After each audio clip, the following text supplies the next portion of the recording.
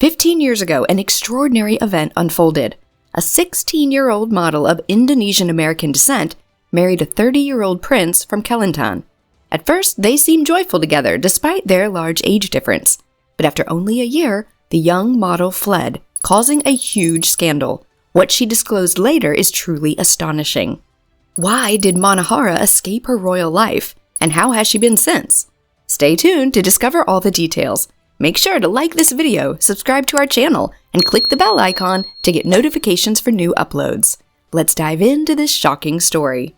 The Kelantan royal family is no stranger to high-profile marriages, often attracting global attention. For example, Prince Muhammad Faiz, brother to Prince Muhammad Fakhri, tied the knot with a stunning Swedish woman in 2019 when he was 45 and she was 32. The couple now share a son. Another notable marriage in the family was that of Sultan Muhammad V, the eldest son, who married Russian model and beauty queen Oksana Vojvodina. Despite their age difference, Sultan Muhammad V being 49 and Oksana 26 at their wedding, their union ended in controversy. They divorced just a year later, amid a scandal that shook headlines worldwide, especially since Oksana had given birth to their son, whom the Sultan did not acknowledge. However, another story from the royal family created even more controversy. Born in Jakarta, Indonesia, on February 28, 1992, Manahara Odelia Pino had a captivating background. Her father, George Mans, an American engineer, and her Indonesian mother, Daisy Fajarina, divorced when Manahara was just 2. She was raised by her mother and spent her early years in France before returning to Indonesia in 2006. With her mixed heritage, Manahara's striking beauty quickly caught the eye of modeling scouts. By 14, she was modeling, and soon became one of Indonesia's celebrated beauties, named among Indonesia's 100 Most Precious Women by Harper's Bazaar Indonesia. Her life took a dramatic turn in December 2006 at nearly 15 years old. Invited to a dinner in Kuala Lumpur by Malaysia's then Deputy Prime Minister Najib Razak, Manahara met Prince Muhammad Fakhri. He was immediately smitten with her youthful allure. Fakhri, son of Sultan Ismail Petra, the 28th Sultan of Kelantan until his elder son, Sultan Muhammad V, succeeded him in 2010, found Manahara's beauty unforgettable. This meeting set the stage for a story filled with romance, controversy, and scandal. After their initial meeting, the prince would regularly go and meet Manahara, and even told her mother that he wanted to marry her. On August 17, 2008, the Kelantan Palace invited the Manahara family and introduced them to the Sultan and his wife at the time.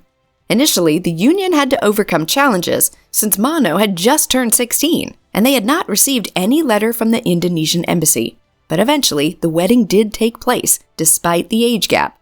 The wedding was a small ceremony with only friends and family attending. Right after the wedding, Mano was awarded with the title of Sik Puan, and officially became part of the royal family of Kelantan. She was seen at many events with her husband, and the public adored her. It seemed as if she was happy in her new life, but no one could imagine what was taking place behind the curtains. 2 months after being married, Mano tried to return home, stating she was being mistreated by her husband. However, no one believed her story and sent her back to the Malaysian palace. The prince worked hard to make her stay. He bought her a brand new car and even took Mano and her mom to Saudi Arabia for Umrah. This treatment was short-lived because as soon as they returned, Prince Fakhri took Mano back with him and didn't allow her mother to come along. The next 9 months were very difficult for Mano, as she was held captive in her bedroom and given tranquilizers whenever she dared to protest. Furthermore, she was given a drug to enhance her chances of getting pregnant. This drug is also a hormone that makes people gain weight in a short period of time. Mano was abused and tortured daily if she didn't seem happy in public outings with the prince. She tried her best to escape on multiple occasions, but was never successful. Finally, in May of 2009, she got a chance to escape her captivity. Prince Fakhri's father fell ill, and they had to go with him to Singapore for his treatment. Focusing on the care of his sick father, Prince Fakhri didn't pay attention to Mano, and she seized the opportunity. While in Singapore, she triggered an emergency alarm in a hotel elevator, drawing the attention of security guards who helped her flee. With assistance from the U.S. Embassy, Manahara reached Changi Airport and safely flew back to Indonesia. The public revelation of her story sparked a massive scandal and strained diplomatic relations between Indonesia and Malaysia. In a press conference, Manahara and her mother disclosed harrowing details of her life with the prince. I've been treated like an animal. I'm like his property.